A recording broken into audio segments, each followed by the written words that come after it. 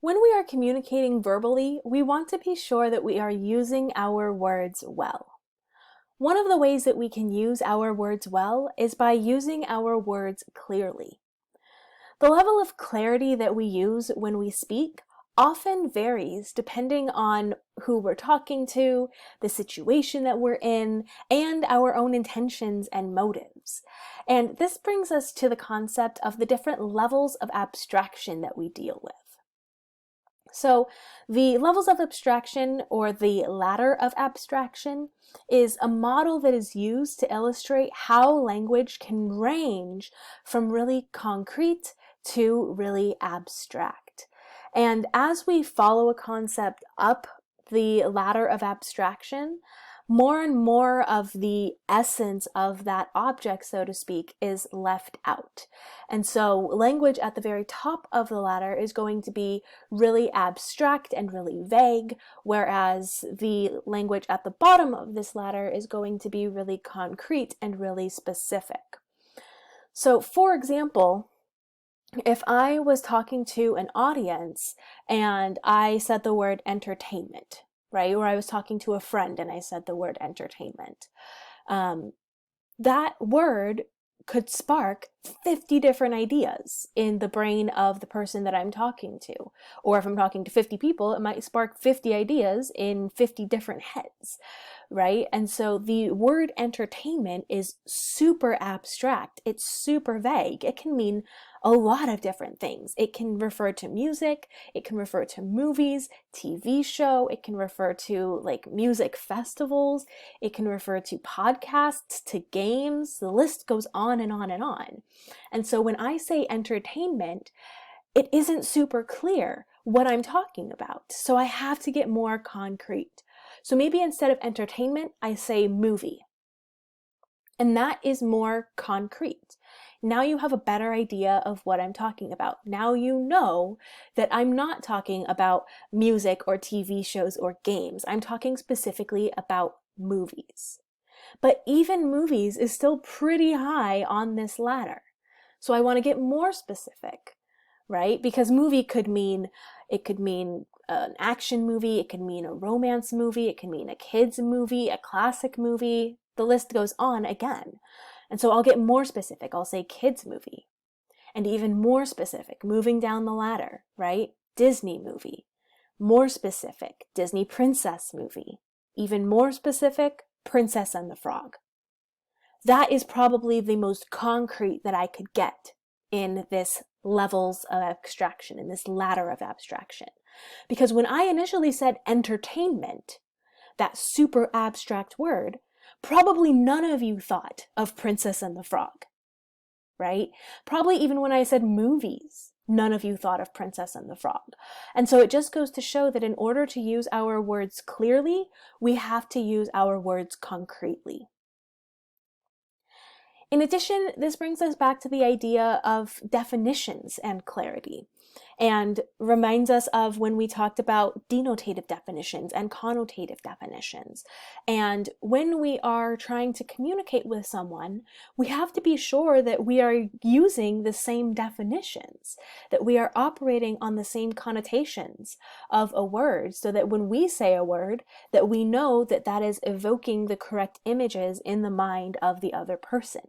That's another really important way for us to be clear, is to check our definitions. And this brings us to the idea of jargon. So jargon are specialized words that are used by a certain group or profession in order for people within that group or profession to be able to communicate more efficiently with each other. But this jargon isn't very easily understood by people who are outside of that group or outside of that profession. So this can make things really unclear if someone is not in that group and you're using jargon from an in-group, right? And lots of different groups, professions and majors and all sorts of different groups use this jargon that is specific to that group. So everything from like medical doctors to different majors at a school to sports teams, they all use jargon that is specific to them.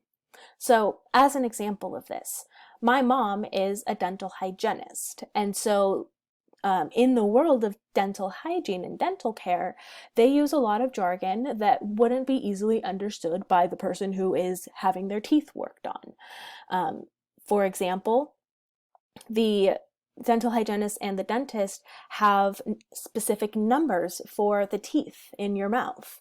And so they can communicate with one another that there is a cavity between 6 and 7 so that they don't accidentally go and fill a cavity on the wrong tooth, right? When they say that there's a cavity between number 6 and 7, they know exactly which tooth to go to. But if you're sitting in the chair and the dental hygienist turns to the dentist and says, hey, there's a cavity between number 6 and 7, you're probably not going to have any clue where that is in your mouth. And so that's how jargon works, right? It makes sense to the dentist, it makes sense to the dental hygienist because they are in that group, but it doesn't make a lick of sense to you because you are not in that group. Similarly, for any sports fans out there, right? There is jargon within sports that if you don't follow the sport very closely, you'll have no idea what it means. So, for example, with baseball, generally speaking, even if you're not a huge fan of baseball, you know what a strike is, you know what a home run is, you know what a ball is. That all still counts as jargon. But even more specifically within baseball, they have other pieces of jargon like balking or choking up, right? And those describe specific actions that players take within the game. But if you are not a huge fan of baseball, you might not know that choking up means that the batter has adjusted their hands on the bat in order to get a more powerful swing. Or that if the pitcher balked, that means that they faked like they were going to throw to the batter, but they changed their mind and threw to second instead, right? And so it all goes to show that when you are communicating with someone and you want to try to communicate clearly, you should try to avoid jargon as much as possible so that the other person can understand what it is that you're saying. But if the jargon needs to be used, at the very least, jargon should be defined. In addition to using our words clearly, we also want to use our words affectively in order to use our words well. Affective language refers to language that is used to express feelings and create similar feelings in another person. So affective language happens when we are speaking from the heart, and we generally are using figurative language to express ourselves. So when people say that something is a figure of speech, like to speak from the heart, that is what we're talking about with figurative language. So figurative language also includes things like similes and metaphors and personification. A lot of those sort of poetic elements of language, that all helps us to be able to express ourselves, our feelings in much more clear ways and in much more affective ways.